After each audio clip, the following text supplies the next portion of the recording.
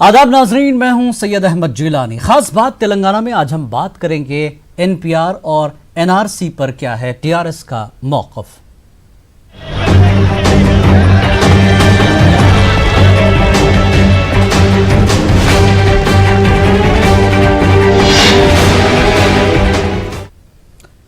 नाजरीन, एनआरसी और एनपीआर के खिलाफ मुल्क भर में एहतजाज हो रहा है। मुल्क के 11 रियासतों के वज़राए आला ने एनआरसी को अपनी अपनी रियासतों में लागू न करने का ऐलान किया है। तेलंगाना की टीआरएस हुकूमत ने एनआरसी को लेकर अभी तक अपना मौक़िफ़ वाज़ेह नहीं किया। टीआरएस के वर्किंग प्रेसिडेंट केटी रामाराव ने कहा कि एनआरसी और एनपीआर को लागू करने या मुखालफत का काबीना में फैसला लिया जाएगा। अपोजिशन कांग्रेस ने कहा कि टीआरएस का नकली सेकुलरिज्म बेनकाब हो गया है। अपोजिशन ने सवाल किया कि एनआरसी और एनपीआर पर अमल न करने के ऐलान से वज़ीर आला केसीआर क्यों खौफजदा है। एनआरसी पर काबीना में फैसला लेने की बात कहां तक दुरुस्त है? क्या मुसलमानों को लुभाने के लिए पार्लियामेंट में शहरियत तरमीमी बिल की मुखालफत की गई थी? इस पूरे मामले पर बातचीत के लिए हमारे साथ कुछ खास मेहमान जुड़ेंगे, जिसमें TRS leader Iftikhar Ahmed, Congress leader Uzma Shakir और तेलंगाना बीजेपी के तर्जुमान श्रीधर रेड्डी हमारे साथ इस डिबेट में शामिल होंगे। तो लगातार जिस तरह से कई रियासतों में एनआरसी को लागू न करने की बात चीफ मिनिस्टरों ने कर दी है, अगर सबसे सरफहरिस्त अगर कहा जाए तो मगरबी बंगाल की वज़ीर आला ममता बनर्जी ने तो साफ कहा कि मेरी लाश पर से होकर गुजरेगा CAA का कानून अगर लागू होगा, और वो लगातार इसको लेकर अपनी रियासत में खुद एहतजाज की क़यादत कर रही हैं। और दिल्ली में तो तलबा का जो एहतजाज है वो आज भी जारी है। शुरुआत तलबा ने की थी और अब सियासी पार्टियां धीरे धीरे बाहर आने लगी है। इसी मामले को लेकर तेलंगाना के वज़ीर आला केसीआर से मुलाकात की। इमाम के सदर असदुद्दीन ओवैसी ने यहाँ के उलमा और दानिशवरों के साथ मुलाकात की और एनआरसी क्या है इस पर तफसीली गुफ्तगू की गई केसीआर के साथ। और मीडिया से बात करते हुए असदुद्दीन ओवैसी ने कहा कि हमें यकीन है कि के चंद्रशेखर राव इस पर जो भी फैसला लेंगे वो यहाँ की आवाम और यहाँ की रियासत के मुस्तकबिल को जहन में रखते हुए कि किस तरह से बीजेपी की सरकार ने एनपीआर लागू किया है। और ओवैसी का साफ तौर पर कहना यही है कि ये एनआरसी का ही दूसरा रुख है। हमारे साथ फिलहाल बीजेपी के तर्जुमान श्रीधर रेड्डी जुड़ चुके हैं। श्रीधर जी, आपका स्वागत है, खैर मकदम है। बीजेपी सरकार के इस कानून को लेकर लगातार एहतजाज हो रहे हैं, प्रोटेस्ट हो रहे हैं, प्रोटेस्ट थम नहीं रहे हैं। अब बारी आती है तेलंगाना की। तेलंगाना में भी एहतजाज हो रहे हैं, लेकिन जो पॉलिटिकल पार्टियां हैं उन्हें एहतजाज करने नहीं दिया जा रहा है। क्या केसीआर से आपका कोई साजबाज हुआ इस मामले पे कि साहब अभी इस पर आप खामोश रहे हैं? क्या कहेंगे आप? हालांकि केसीआर ने इस कानून के खिलाफ वोट दिया है पार्लियामेंट में।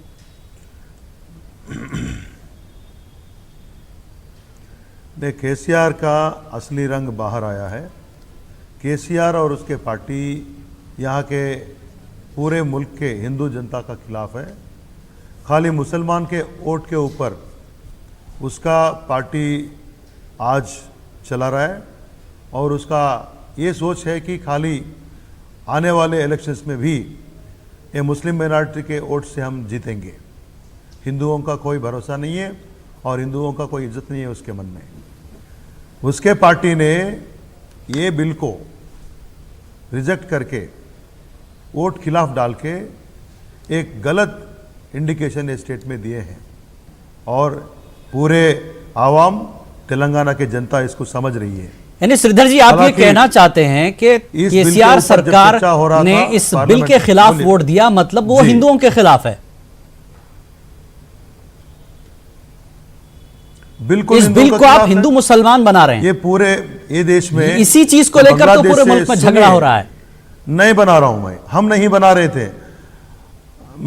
मैं आपको ये बोलना चाह रहा हूं, जो लोग बांग्लादेश से, पाकिस्तान से और अफगानिस्तान से वहां पर वो जुल्म उसके ऊपर हुआ था, दंगा फसाद हुए थे, उसको मारे थे, उसको रेप किए गए थे, उसको हैरासमेंट किए गए थे, उन लोग ये देश में आए तो ठीक है, ये तो बिल में हमारा सारी जिम्मा चीजें था बताती गई उन कि लोगों ये को कानून किसके यहाँ का लिए है, सिटीजनशिप देना। लेकिन और सवाल यही तो उठ रहा ये बिल है। में है ना, फिर ये बिल ऐसे एक प्रताड़ित बिल को लोग जिसे सुनिए, आप सुनिए, शहरियत देना जिलानी चाहते हैं, साहब, सिटीजनशिप ये देना ये चाहते जो बिल हैं, में उसमें और भी लोग हैं, उनको आपने छोड़ दिया। जी जी, हमारे साथ उज़मा शाकिर हाँ। भी हैं, कांग्रेस से जुड़ चुकी हैं, और ये हमारे देश साथ में- इफ्तिखार ये अहमद भी देश हैं, में टीआरएस से जुड़ ये चुके हैं। बिल- आप दोनों का भी खैर मकदम एक है। मिनट, एक मिनट जी जी जिलानी जी, जी श्रीधर जिलानी जी, एक बात बोलना चाहता हूं। मैं क्या बोल रहा हूं, ये बिल मुसलमान के खिलाफ नहीं है। जी ये देश में मुसलमान लोगों को बाहर से आते हैं, उन लोगों को सिटीजनशिप देने के लिए ये बिल खिलाफ नहीं है। आज के तारीख में भी कोई भी मुसलमान दूसरे देश से आते हैं, ये देश का अगर सिटीजनशिप चाहते हैं वो बेशक अप्लाई कर सकते हैं। जो एक्ट अभी लागू है, लेकिन ये उसके चीज- हिसाब से उसके ये अनुसार चीज आपके ये उस देश एक्ट में उसको नहीं है। सिटीजनशिप दिया जाएगा। ये चीज आप इतनी आसानी से कह रहे हैं कि उनको भी मिलेगा, उनके ये लिए आपके है। उज़मा होम शाकिर, मिनिस्टर ये ये- कहाँ पे मेंशन करे? ये एक्ट आपके ये होम एक्ट मिनिस्टर अलग ये है। कहाँ पे मेंशन करे? ये कि एक्ट बाहर अलग से है। जो मुसलमान ये एक्ट अलग आएंगे, है। उनको भी है। ये refugees के लिए है। 1974 में पाकिस्तान में सुनिए, शियाओं को इस्लाम सुनिए मेरे से बात। बेदखल कर दिया। आपने शियाओं का नाम क्यों नहीं लिया? आपने अहमदीज का नाम क्यों नहीं लिया? आपने अफगानिस्तान के रहाजर्स का नाम क्यों नहीं लिया, जबकि इनको इस्लाम से बेदखल किया गया आपको हुआ मैं है? बोलना चाह रहा हूं, आपने सिर्फ हिंदू, जैन, बुद्धिस्ट, आपको मैं बोलना चाह रहा हूं, क्रिश्चियंस का सुनिए नाम मेरे क्यों बात। लिया? कहीं भी सुनिए मैडम, कहीं भी पूरे विश्व में रोहिंग्या, अहमदिया या शिया, इन लोगों को अलग धर्म कोई भी नहीं रिकॉग्नाइज किया। ये सभी लोगों को मुस्लिम नहीं कहा है, ये सभी लोग are identified as Muslims only. बिल्कुल ये मुस्लिम सब है, पाकिस्तान में लेकिन नहीं, सवाल यही है नहीं, कि ये भी जो है नहीं, प्रताड़ित गलत है है, इन देशों में। ये मुस्लिम है। आप जिस पेस पर शहरियत देना चाहते हैं हिंदूज को, ये मुसलमान ये- हैं, ये भी तो सताए हुए हैं। जी। सभी पार्टियां और एहतजाज करने वालों का कहना ये यही भी है कि मुसलमान है, ये ये भी मैं लोग बता सताए रहा हुए हूं। हैं, इनको आप भी तो जैसे शहरियत कह रहे देनी मामला हैं है। कि वहां पे जो नॉन मुस्लिम्स हैं उनको वो उसका सताया जा अंतर्गत रहा मामला है। है। इन लोगों को भी अगर इस्लाम से इस्लामिक कंट्री बेदखल में- किया गया है, इन लोगों को भी नॉन मुस्लिम करार दिया जाता सुनिए है मेरे बात। इन देशों में। अच्छा, मैं नरेंद्र मोदी जी और अमित शाह क्या जी बोल- तीन ही कंट्रीज को मैं क्यों क्या गिन समझाना रहे चाह हैं? रहा हूं? पाकिस्तान को, अफगानिस्तान को और बांग्लादेश को। श्रीलंका को क्यों नहीं इन्वॉल्व कर रहे हैं? क्योंकि श्रीलंका एक बुद्धिस्ट कंट्री है, हाँ। आप उसको इन्वॉल्व नहीं कर सकते हैं। अखंड सुनिए भारत मेरे में बात। पहले पाकिस्तान का सुनिए जो ना। कुछ हिस्सा ठीक था है। भारत का, वो ठीक है, पाकिस्तान उज़मा, चला गया। उज़मा सुन लीजिए, कुछ श्रीधर हिस्सा को सुन लीजिए। बांग्लादेश चला सुनिए गया, ना। कुछ मैं अब हिस्सा इफ्तिखार साहब के अफगानिस्तान पास चला भी गया। आऊंगा। आप इन्हीं तीन को क्यों उज़मा include कर शाकिर, रहे हैं? आपकी बात सुन ली सुनिए, श्रीधर ने। जी श्रीधर, डिक्लेयर कर रहे हैं, पांचवी मैं- कंट्री को मैं- क्यों नहीं डिक्लेयर कर रहे? सुनिए, देखिए, पहले आप लोगों ने जो 2 करोड़ में 2 करोड़ जॉब्स का वादा किया था, वो नहीं, उज़मा जी पूरा सुन नहीं किया। लीजिए, 15 लाख आपके एक सवाल का पहले जवाब ले लीजिए। उनके खाने पीने का, उनकी नौकरी का, देश उनका का कोई विभाजन इंतजाम हुआ नहीं था। है। आप बाहर से लोगों धर्म को, के ऊपर- रेफ्यूजीज को लाके यहाँ सुनिए। बसाएंगे। जगह अरे कहाँ क्या है? आप ठीक है, जॉब्स बोलते कहाँ ठीक है? है, ठीक है उज़मा शाकिर, आप सुन भी उज़मा लीजिए। शाकिर, ये पहले एक सवाल का जवाब ले लीजिए। श्रीधर जल्दी कीजिए। रिलीजन के ऊपर जो डिवाइड हुआ था, वो देश में जो हिंदू है, दूसरे माइनॉरिटीज है, मुस्लिम के सामने उन लोगों के ऊपर सताया गया था। इसके लिए उसको जो शरणार्थी है उसको प्रतिपादित किया है, इन्फिल्ट्रेटर्स को नहीं किया है। और जो मुस्लिम है इस्लामिक कंट्री में उसके ऊपर सताया, आप बोलेंगे तो अपन क्या मानेंगे? तो सरकार आज भी बोल रही है ये जो मुस्लिम बाहर के देश से आते हैं उन लोग अभी किसी भी citizenship कंट्री के लिए में नॉन apply मुस्लिम कर को सकते सताया हैं। नहीं वो गया। जो अलग हिंदुस्तान act में है, ही उसके मुसलमानों हिसाब की से दिया धज्जियां जाएगा। उड़ा दी गई, जबकि They are not मुसलमानों refugees. ने ठीक अपनी है। जान दी हिंदुस्तान की आजादी ठीक है, के लिए। इफ्तिखार अहमद भी टीआरएस की तरफ से हमारे हिंदुस्तान साथ यहाँ पर शहीद बैठे हुए, हैं। फिर हमारे इफ्तिखार बाप अहमद, दादा शहीद हुए, हमारे बाप अब दादा आपकी खून दे सरकार दिए। का इम्तिहान आप मुझे है। बताइए, गलत अमित बात शाह तफसीली और मुलाकात मोदी की के बाप लीडरों दादा ने से, क्या किया मजहबी हिंदुस्तान उलमा के से, लिए? लेकिन केटीआर कहते हैं कि काबीना में गौर किया जाएगा इस बिल पर, उसके कानूनी पहलुओं का जायजा लिया जाएगा। लेकिन आपने तो पार्लियामेंट में खिलाफ में वोट दिया, फिर अब इस पर बात करने में देरी क्यों? क्या कुछ इंतजार किया जा रहा है? इफ्तिखार साहब, सबसे पहली बात मैं जिलानी साहब आपको बताना चाहूँगा कि पूरा मुल्क इस बात से वाकिफ़ है, जब कैब बिल जो है पार्लियामेंट के अंदर लाया गया लोकसभा में और राज्यसभा में, जी तो टीआरएस ने इसकी मुखालिफत में खुल के वोट दिया। जी ऐसा नहीं कि बैकाट किया, बल्कि खुल के उसके खिलाफ वोट दिया। जी और साथ ही साथ जैसा कि अभी आपने कहा कि जब मुस्लिम उलमाए कराम का एक वफ़द जब उनसे मिला तो उन्होंने ये उनसे कहा कि भाई मैं ज़रूर इसके मुखालिफ में हूँ। और कल जो है KTR का खुद एक स्टेटमेंट आया हुआ है जी कि हम जो है यहाँ पर जो है जो NPR है, नेशनल पॉपुलेशन रजिस्टर है, जो NRC का ही एक दूसरा हिस्सा है, यानी पहले कदम के तौर पर NPR यहाँ पर लाया जा रहा है इस मुल्क में, इसकी हम मुखालिफत करेंगे, हम जो है इसको यहाँ पर अमल नहीं करेंगे। ये वाज़े तौर पर जो है कहा है उन्होंने, कहाँ पर का मुझे समझ में नहीं आता कि इसकी मुखालिफत नहीं की। TRS आज भी यही कह रही है हम खिलाफ हैं इसके। तेलंगाना तो मैं ये समझता हूँ, हमारे इफ्तिखार साहब जी यही तो सवाल है। वो कह रहे हैं कि हम TRS का जो मौक़िफ़ है वो लोकसभा का जो मौक़िफ़ है वही है TRS का। तब लोग ये कह रहे हैं जब आप अपने मौक़िफ़ पर कायम हैं तो लोगों के सामने क्यों नहीं आते, ऐलान क्यों नहीं करते, और जो लोग एहतजाज करना चाहते हैं उनको एहतजाज की इजाजत नहीं दी जा रही? ऐलान तो किया है ना बाज़ाब्ता, उसके खिलाफ में ही बात की है। आप कहां पर फेवर में बात की बताइए आप। सुनिए क्या करेंगे, कहीं भी हमारे TRS के कायदीन ने जी कहीं भी फेवर में बात नहीं की। पार्लियामेंट में उस बिल के खिलाफ है, खुद इस बात की आप खिलाफ है, फिर काबीना में गौर करने वाली बात क्या है? जब आपने पार्लियामेंट में तय कर दिया इसके खिलाफ है आप पार्लियामेंट में, तो खुद की काबीना में गौर करने के लिए क्या बचा है? ये के मुताबिक ये लॉ एंड ऑर्डर का इशू है, कमिश्नर ऑफ पुलिस से आप सवाल कीजिए, मुझसे मत कीजिए आप। ये सवाल मैं KCR जी से पूछ रही हूँ। आपने सर सरकार आपकी है, कमिश्नर आपकी है, तो इजाजत देने में परेशानी क्या है? लोग सवाल यही कर रहे हैं कि जब ममता बनर्जी रैली की, ये प्रोटेस्ट की क़यादत कर सकती है, जमात इस्लामी ने तो यहाँ तक कहा कि KCR बाहर आए और इस एहतजाज की क़यादत करें, हम उनके साथ खड़े हैं। नहीं जिलानी साहब, ये मुझे समझ में नहीं आता कि किस पैमाने पर लोग इसको, कुछ कायदीन जो अपोजिशन के हैं वो देखना चाह रहे हैं। ये जरूरी नहीं है कि कोई भी CM जो है रोड पर आए तभी मुखालिफत होगी। बिल्कुल आप NPR को अमल नहीं करना यहाँ पर जब तक के उसके अंदर जो डाउट्स हैं अवाम के अंदर, जो भी खदशात हैं, उसका क्लैरिफिकेशन गवर्नमेंट ऑफ इंडिया को देना पड़ेगा। मैं आपको ये बताना चाह रहा हूँ कि NPR को पहले तो NRC के साथ जोड़ा गया जी। हमारे BJP के दोस्त को भी मैं ये कहना चाहूंगा कि इससे पहले भी यहाँ पर NPR हुआ, ऐसी बात नहीं है। हर 10 साल के अंदर यहाँ पर पॉपुलेशन का सेंसस होता रहा है, मगर पॉपुलेशन सेंसस का जो एक्ट है 1948 का, उसके तहत सेंसस हुआ है। मगर आपने क्या किया, नेशनल सिटीजनशिप एक्ट 1955 के तहत इस NPR को आप लेके आए।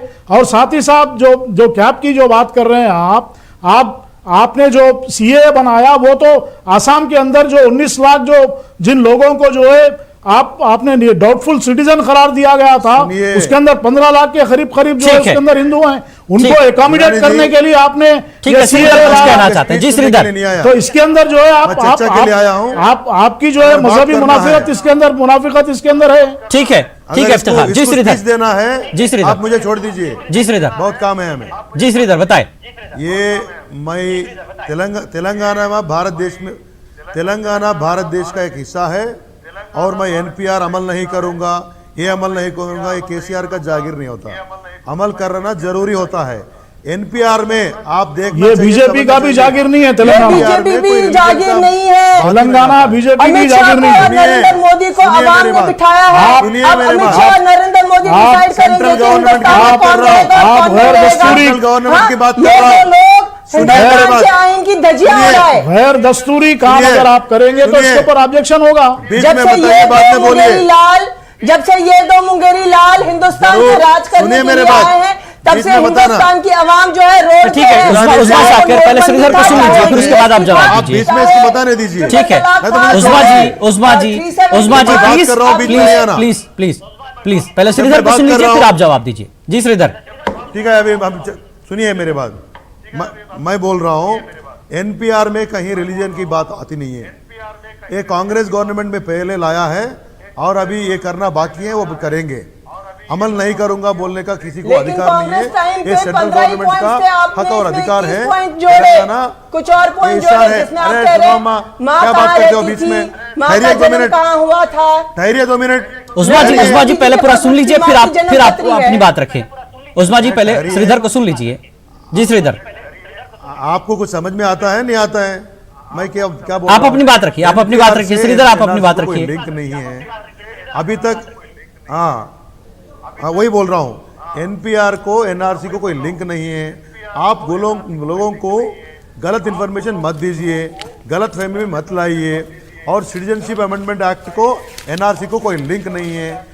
ये मुस्लिम्स के खिलाफ नहीं है, ये कोई भी मजहब के लिए खिलाफ नहीं है। आप बेकार में मुस्लिम्स को और दूसरे माइनॉरिटीज को डरा रहे हैं, ये डरा रहे हैं आप। ये सभी ये ठीक नहीं है।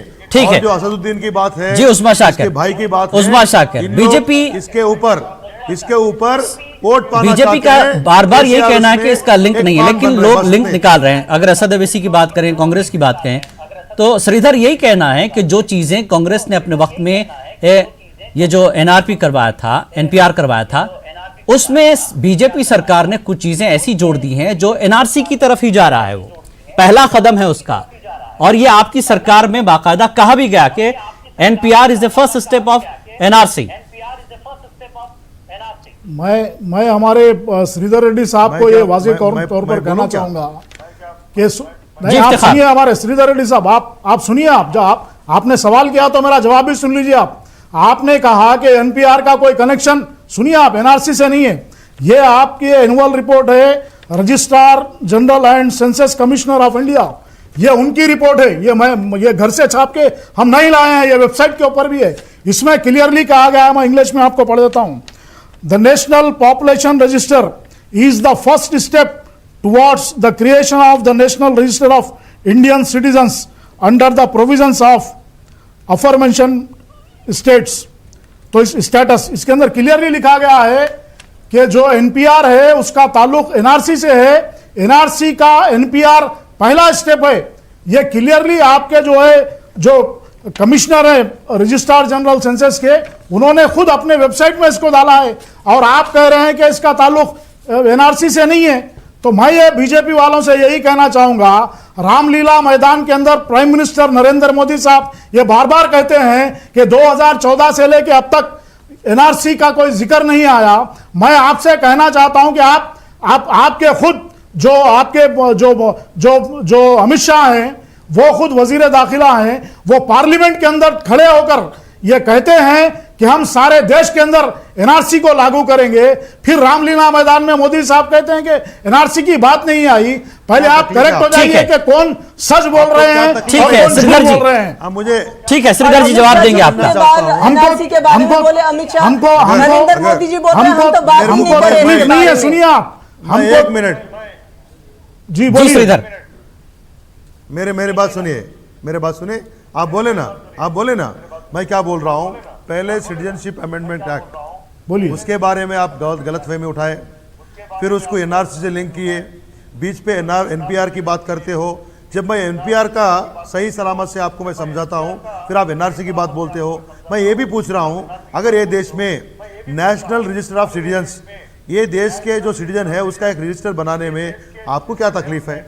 इफ्तिकार साहब जब हैदराबाद के हैं तो आपको कोई तकलीफ है? या जिलानी साहब अभी भारत देश के हैं, हैदराबाद के हैं, तो क्या तकलीफ है? ओवैसी साहब को हम यहाँ से भेज देंगे क्या? मतलब ये जो चीज है, आप लोग गवर्नमेंट आपकी जो मंशा है, जो सिटीजनशिप अमेंडमेंट एक्ट के तहत आपने जो एक्ट बनाया है, नहीं नेहरू से उसके ऊपर हमको खदशात हैं। सुनिए नेहरू से सुनिए श्रीधर रेड्डी साहब, बात में बोलिए। अगर आप पेपर्स प्रोड्यूस नहीं करेंगे, नेहरू से लेके सुनिए, नेहरू से लेके अरे सुनो मेरे भाई, नेहरू से लेके मनमोहन सिंह तक इसको पहले पार्लियामेंट में सपोर्ट किए थे। जब हमारा सत्ता आया, जब हमारा सरकार इसको रियलिटी में लाए, तब आपको तकलीफ हो रहा है। जब कांग्रेस जो भी करे आपको कोई तकलीफ नहीं था, अभी हम कर रहे हैं आपको तकलीफ आया। आप चाहे श्रीधर जी, इसमें जो चीजें ऐड की गई कांग्रेस के बाद, आपने अपने तौर पर कुछ चीजें ऐड की। कांग्रेस भी तो यही सवाल उठा रही है, टीआरएस का भी यही सवाल है कि आपने कुछ ऐसी चीजें जोड़ दी जिस पर शक हो रहा है। लाया गया था सिटीजनशिप अमेंडमेंट एक्ट जो लाया आपने, सीएए, ये तो अभी आपने लाया, इससे वक्त थोड़ा ही लाया गया था। ये उस वक्त ये बात नहीं थी। हर 10 साल में अगर सेंसस होता है तो इससे किसी को शिकायत नहीं होगी। आप ये कह रहे हैं कि भाई आप अपनी वालदा कब पैदा हुए थे वो बताओ, आपके भावा कब पैदा हुए थे वो बताओ। तो मुझे बताइए कि आज हिंदुस्तान में जो 130 करोड़ लोग हैं, उसमें कितने लोग अपने बाप की पैदाइश की तारीख बता सकेंगे, कितने लोग अपनी मां का कब पैदा हुई है बता सकेंगे। आप एक वक्त जो है लोगों को लाइन में डीमोनेटाइजेशन के नाम पे सारे लोगों को जो है बैंकों के एटीएमओ के लाइन में ठहरा कर दिए। ठीक है, उस्मा शाकिर, एनपीआर के नाम पे और एनआरसी के नाम पे कांग्रेस फिर एक बार 130 करोड़ देशवासियों को जो है आप फिर से लाइनों के अंदर ठहरा करने का काम कर रहे हैं। हम इसके खिलाफ हैं। इफ्तिखार साहब, ठीक, स्पीच मत दो भाई। कहा कि 130 का बात करते हो, तुम है 30 नहीं है, तू का 130 की बात करते हो। जिलानी साहब जी, एक बात बताऊं क्या? मैं एक बात बताऊं क्या? जी जी बताइए। ये रेफ्यूजीज के लिए आप बोल रहे हैं, इफ्तिखार साहब बोल रहे हैं, पहली बार ये आया रेफ्यूजीज के लिए 1915 में जब अंबेडकर जी ने रेफ्यूजीज के लिए एक्ट लाया था। फिर 2003 में जब अटल बिहारी वाजपेयी साहब थे प्राइम मिनिस्टर, पाकिस्तान और बांग्ला से जो भी हिंदू सिख आए थे उसको सिटीजनशिप दिए थे। और कांग्रेस पार्टी में भी उसके जब सत्ता था, सरकार था, 13,000 हिंदू सिख को ये देश में सिटीजनशिप लिया था।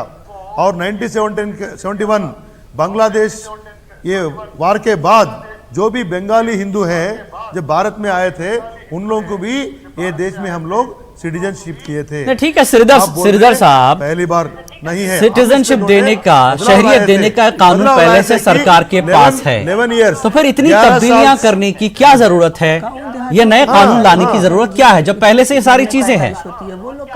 आज के नहीं, इसमें क्या करें हम? जब आप 11 साल की रूल था उसको हम लोग 5 साल करे थे। और ये जो माइनॉरिटीज में हिंदू, क्रिश्चियन, सिख, जैन, पारसी को ऐड किए थे, इसमें क्या गलती की है? कोई भी गलती किए थे नहीं ना। ठीक, ये देश उस्मा शाकिर बीजेपी कांग्रेस के कंधे पर ही रखी है वो कह रही है कांग्रेस जब कर सकती है तो हम क्यों नहीं कर सकते? क्या फर्क है आपके और बीजेपी के कानून में? आपने जो कुछ किया अगर अमेंडमेंट करने के पीछे जो आपका जो खुफिया एजेंडा है उसके खिलाफ है। उस्मा शाकिर देखिए, हेलो, कोई कुछ नहीं है जी, कहीं कुछ भी पीछे नहीं है, गांव कुछ देहात नहीं में है। कितने सारे लोग हैं जो घरों में पैदा होते हैं। ठीक है श्रीधर जी, आपने बोल लिया, उस्मा शाकिर बोल रही है। आएंगी क्या नरेंद्र मोदी जी की अम्मा के पास बर्थ सर्टिफिकेट है क्या? उन्हें प्रूव कर सकते हैं कि उन्हें कब पैदा हुए थे? अमीर लोग जो है वो पैसे देके अपने डॉक्यूमेंट्स बना लेंगे, गरीब लोग कहाँ जाएगा? गरीब लोग तो पिसे जाएंगे ना इसके पीछे। उस्मा शाकिर यही तो है, शिकायत यही है कि सीएए के मुताबिक हिंदूस को तो जरूरत ही नहीं है, डॉक्यूमेंट हो या ना हो, अमित शाह ने क्लियर कर दिया। अब मसला उन दूसरों के लिए है।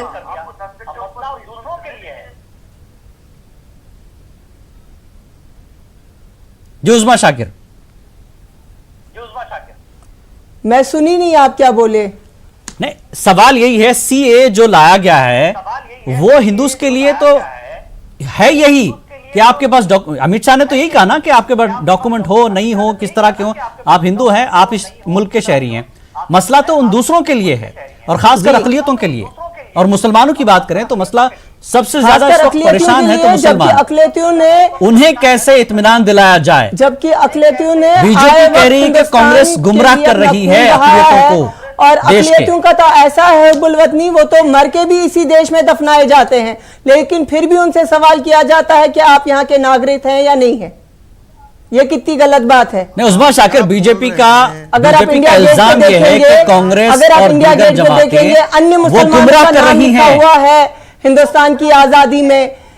बीजेपी आरएसएस के कितने लोग हैं या उनके कितने दादा परदादा हैं जिन्होंने कुर्बानी दी है हिंदुस्तान के नाम पे? सवाल ये है उस्मा शाकिर, सवाल ये है, श्रीधर जी कह रहे हैं कि यहाँ के मुसलमानों को नहीं निकाला जाएगा, फिर परेशानी किस बात की है, एहतजाज किस चीज का है, ये समझाइए आप। ये लोग कब बोले? वो तो ये लोग बोले ही नहीं। एक सवाल मेरा हमारे श्रीधर रेड्डी साहब से ये है कि आज मुल्क के अंदर, आसाम के अंदर तकरीबन जो है 16 डिटेंशन सेंटर्स वहां पर खोले गए और बेंगलुरु के अंदर डिटेंशन सेंटर खोला गया है। आप मुल्क की हर रियासत के अंदर जो है डिटेंशन सेंटर्स खोल रहे हैं, तो मुझे यह बताएं कि यहाँ पर कौन मेहमान होने वाला है? आप तो सीएए के तहत जो डाउटफुल सिटीजन्स होंगे, श्रीधर रेड्डी अगर ये साबित नहीं कर पाए कि वो हिंदुस्तानी शहरी हैं, तो क्या सीएए के जरिए उनको शहरियत मिल जाएगी? अगर इफ्तिखार अहमद ये साबित नहीं कर सका तो मुझे डिटेंशन सेंटर में भेजा जाएगा। यही हमारा खदशा है, यही हम पूछ रहे हैं, यही हमारा एहतजाज है। जी श्रीधर जिलानी जी, जी श्रीधर जी जवाब। जिलानी जी, मैं आंसर दूं क्या? जी जी, ये डिटेंशन सेंटर गवर्नमेंट बनाई है, कोई प्रॉब्लम नहीं है।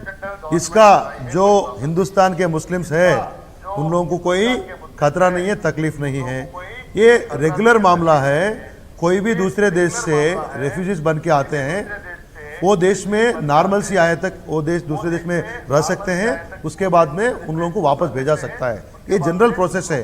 जो भी इन्फिल्ट्रेटर्स है उन लोगों को भी जनरली बाहर डिपोर्ट कर सकते हैं। ये रेफ्यूजी सिटीजनशिप अमेंडमेंट एक्ट में ये कुछ अलग ही एक्ट है। ये जो 5 धर्म के लोग हैं उन लोगों को यहाँ पर सिटीजनशिप दिया जाएगा।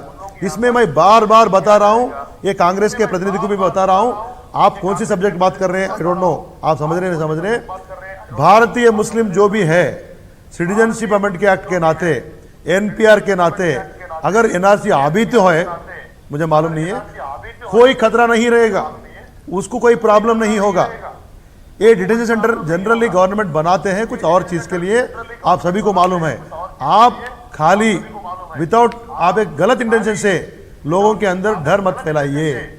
मैं आपको भरोसा देना चाहता हूं जी, हैदराबाद वो डर किसने फैलाया? अमित शाह जी ने। जो भाई लोग हैं उन लोगों को अमित शाह जी कहीं पे ये बोले कि मुसलमानों को कोई डर नहीं है, मुसलमानों को कोई खतरा नहीं है। होगा, ममता दीदी को होगा, अखिलेश यादव को होगा, राहुल गांधी को होगा, ये देश के मुस्लिम्स को नहीं होगा। आप समझना चाहिए ये बात। चलिए ठीक है श्रीधर जी, एक चीज बताइए, अगर मुसलमानों को इस कानून से कोई खतरा नहीं है तो ऐसे कई दानिश्वर और ऐसे कई लोग हैं जिनका कोई पॉलिटिकल पार्टी से कोई रिलेशन नहीं है, लेकिन फिर भी सुप्रीम कोर्ट जाते हैं, दिल्ली में स्टूडेंट्स प्रोटेस्ट करते हैं, यहाँ पर कई समाजी तंजीमें प्रोटेस्ट करते हैं। क्या किसी भी एक ऐसा अक्लमंद आदमी नहीं जो इस कानून को समझे सरकार के? ये कहना चाहते हैं आप? मैं एक बात बताना चाहता हूं आपको, ये देश में 400 यूनिवर्सिटीज है। इफ्तिखार जी, सनावाला जी, खाली 15 यूनिवर्सिटी में थोड़े जो मुस्लिम स्टूडेंट्स है जिसको गलत फहमी हुआ है उन लोग कर रहे हैं। पूरे 400 यूनिवर्सिटीज में 15 यूनिवर्सिटी में ऑन रिकॉर्ड आप चेक कर सकते हैं जी। 28 यूनिवर्सिटी बताई गई हैं श्रीधर जी, खैर चलिए, लेकिन एक सवाल ये भी है कि मुसलमानों के साथ हिंदू बिरादरी भी साथ खड़ी है, क्यों? मेरे पास वक्त की कमी है बहुत। मैं क्या बोल रहा हूं, जो कम्युनिस्ट लोग हैं, जो कांग्रेस लोग हैं, परंपरागत भारतीय जनता पार्टी को खिलाफ काम करते हैं, उन लोग खड़े हैं, उसको मालूम भी नहीं है। यानी जो लोग इस बिल के खिलाफ खड़े हैं वो भारतीय जनता पार्टी के खिलाफ एक टीवी शो में, लेकिन इस बिल की हकीकत में क्या सूरत सामने आएगी? और खासकर तेलंगाना की अगर हम बात करें तो केसीआर इस पर काबीना में गौर के बाद क्या फैसला लेते हैं? तमाम तेलंगाना की आवाम की निगाह है अब केसीआर के काबीना के फैसले के बाद एक ही बात लगी है कि इस कानून का तेलंगाना में क्या हश्र होगा, और यहाँ की आवाम एक नजर देखना चाहती है केसीआर के फैसले को कि क्या कुछ जिस तरह से पार्लियामेंट में उन्होंने इस बिल के खिलाफ वोट दिया, क्या यहाँ की आवाम का जो डर है वो डर कैसे निकलेगा। आप तमाम मेहमानों का बेहद शुक्रिया, वक्त की कमी है, इस डिबेट में शामिल